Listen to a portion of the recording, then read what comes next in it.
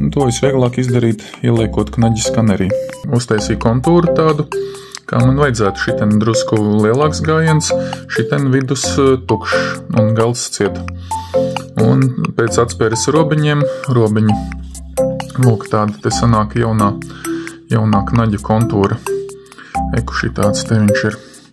Ups, lūk, importējam knaģi pasaulē labākajā 3D programmā. Šidāds vai šidāds. Un kāds ir biezums? 9 mm.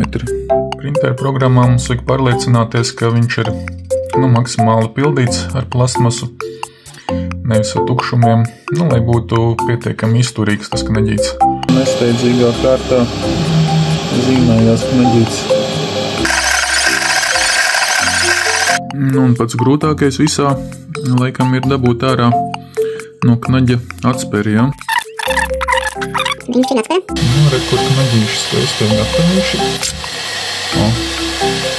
Nāk nost. Knaģīša sastāvdaļas jau ir gatavas. Gatavs knaģīts ir. Čik. Darbojās kā pa sviestu. Un te var apmēram saprast to atšķirību, kāpēc bija tas jādara, ja? Redz, kur vēl izstāstīšu, kāpēc nedara parastie koka knaģīši. Koka knaģīts dara, viņš iestrēgst šī te vietā. Redz, kur ir pielietojums tam supra knaģītim.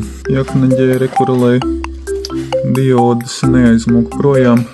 Jāuztais tā caps. Jā, caps.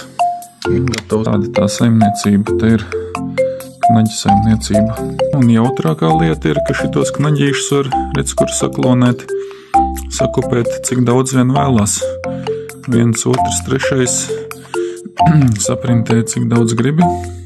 Un ieliec atspērītas no īstiem knaģiem. Un gatavs ir.